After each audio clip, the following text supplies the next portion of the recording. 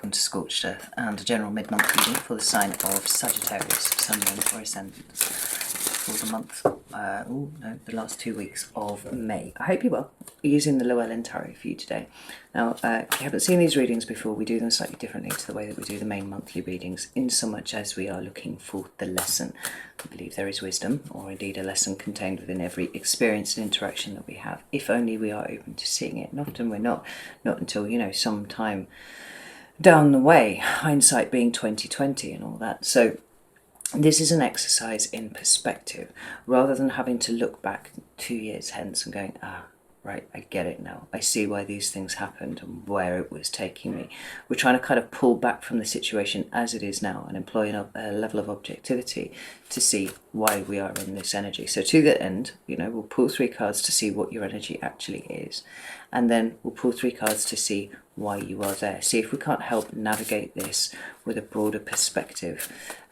Because, shit can be challenging, and sometimes we just need that little bit of space back from it so we can see what's actually happening. So I hope that makes sense. We'll close out with 3 cards of advice. Let's go on with it. I have 3 cards for Sagittarius' current energy, please. Oh, there we are. Let's go off down there. We have the Ten of Pentacles. That's a nice card. Sagittarius. Got that one. We've got the 4 of Cups in reverse. That's nice too. And one more for Sagittarius, please.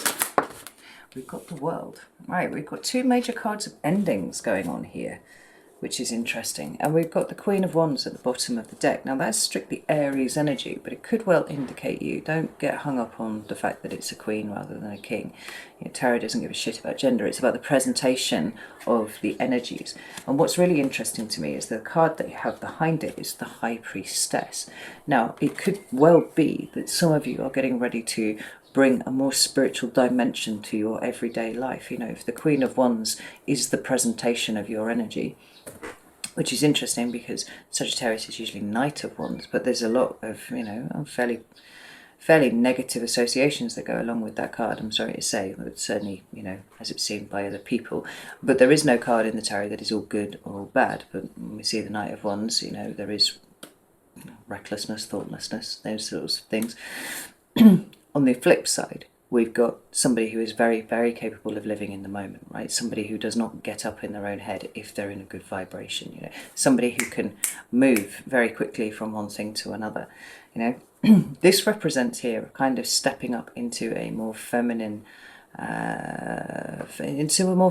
energy, right? So the emphasis for you is more on the feeling and the doing, or rather, doing from a place of feeling rather than from a place of thinking. But what the Queen has over the Knight is the ability to be able to receive. And I think that you have done a lot of work on, receiving certainly over the last couple of years, for sure. But like I said, I feel like this more spiritual aspect of yourself is getting ready to step forwards. It's getting ready to play a greater part in decision making, but in the way that you show up in the world moving forwards.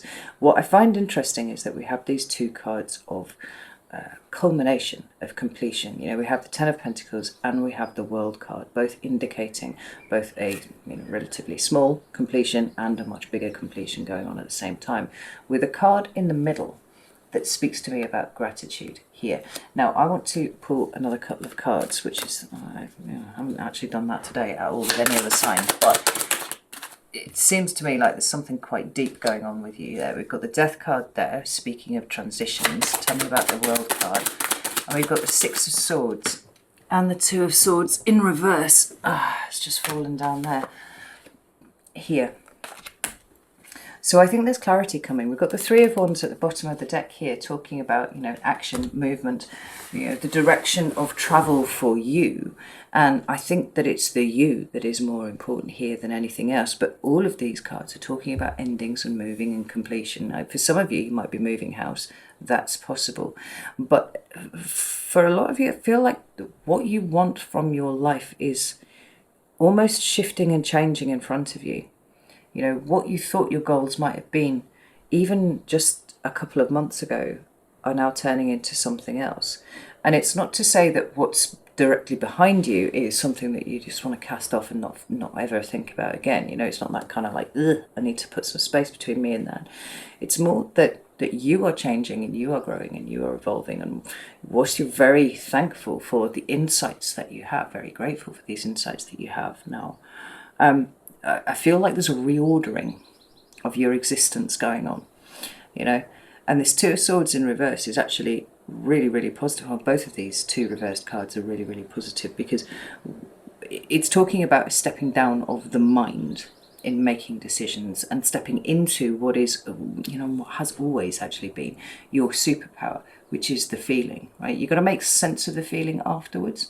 But it's not thinking first and then, you know, whatever feelings you allow yourself to have afterwards, right? This is the switch that's happened with Sagittarius, because things are changing.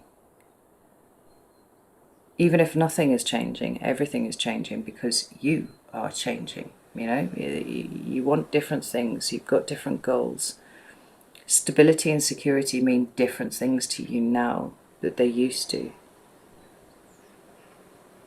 And I think that there's a big old dump going on here of stuff that you don't need to move forwards. You know, stuff that you don't need to carry forwards with you to where it is that you're going. Because, as always, you're travelling light. But the emotional clarity is something that is coming more easily than it used to. And notice that I've just drawn to the fact that there's Three of Wands and the Six of Swords here. Both these cards have got characters with their back to me. Like they've literally got their back to me and they're looking out over different vistas. I mean, this one's up on a hillside here, looking out over the ocean, and this one actually is on the ocean there, you know, traversing it. But I'm looking at the fact that the characters both have their backs to it. I think in the main monthly reading we talked about how there was this big purge, this big dump of things that were keeping you, you know, locked in. So even if you are not necessarily even, you know, literally geographically relocating, if you're not changing job, if you're not doing any of those things, there is a way that you are going about what you are doing in the day-to-day that is freer, that it is released, that is honouring these completions that have been occurring within you here somewhere. Now, let's have a look and see why is Sagittarius in this energy in the first place? We have the Page of Wands, whatever this is here. We've got the King of Pentacles, that's Taurus energy. And we've got the Fool. I mean, it says it all, really. But what I find really interesting is that we have the Fire represented by the Page of Wands, not the Knight of Wands. So there is a recognition that you are going into something new and you're going to have to do it differently. You're going to have to do something differently to the way that you have done it before.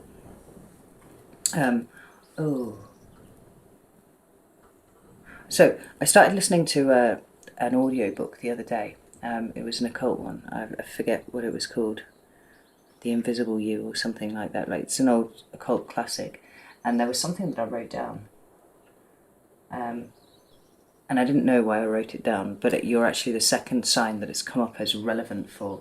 It was principle over something. Principle over precedent. There you go. It's written down on my piece of paper. Principle over precedent.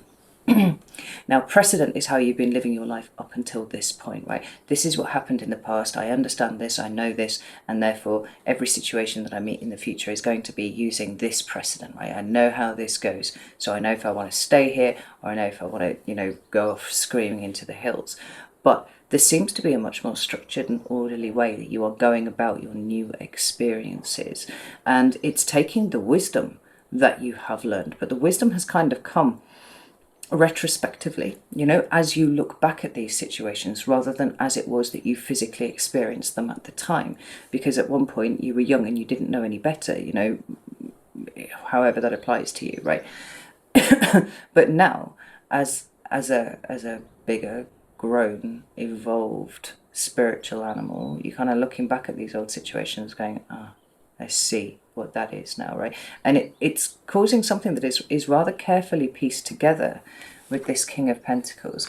One where duty and responsibility and reliability all form much more of your experience than they might have done before. But where you are taking a principle of how you want to live, or a principle of how you think that you should experience the world, and applying that first rather than the precedent.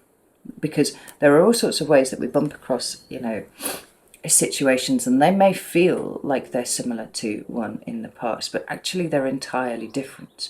It's just that it's triggering us in some sort of way because we did not, you know, fully comprehend the situation in the past, whether it was ignoring red flags as they were appearing, as it were, you know, if it was not seeing a good thing when it really, you know, hit you in the face, and kind of letting it go because it required something from you that at that point you were not able to give.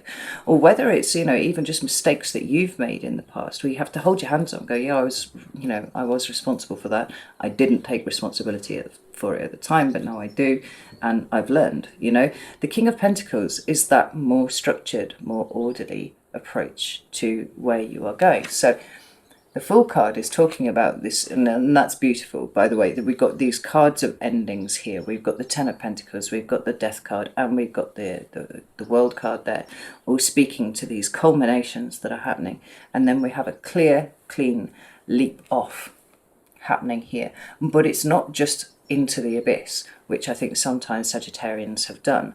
You've got the King of Pentacles at your back. Right? You've got a much more solid understanding. Maybe it's a solid understanding of how the 3D world works that is better than where you were 5 years ago, right? Maybe you've got a better handle on your money. Maybe you've got a better handle on duty and responsibility where it comes to your family and things like that.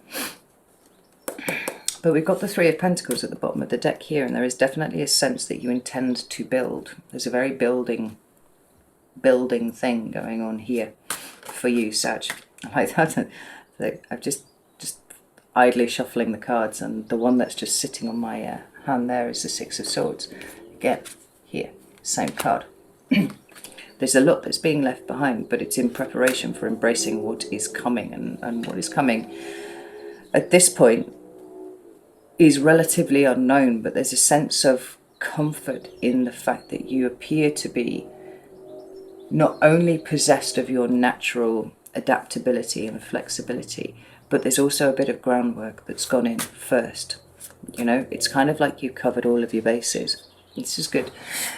Some advice, please. Some advice for Sag. Thank you. There's the first Death. There's the first card, Scorpio. We also have the Queen of Swords, and we have the Two of Pentacles.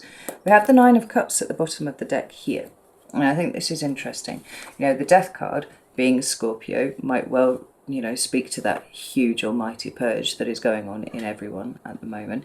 You know, what is not for you, just leave it behind anymore. And I think because of this notion of principle over precedent, right, you've got a better idea of what is for you and what is not, what you can keep and what you need to let go. But it's also speaking to embrace the transformation, right? Like, don't resist any part of this. And if you are resisting, just give it a little look, like poke it with a stick. Like, what are you? Why am I resisting this here? Because change is something that generally Sagittarians deal with quite well as mutable fire.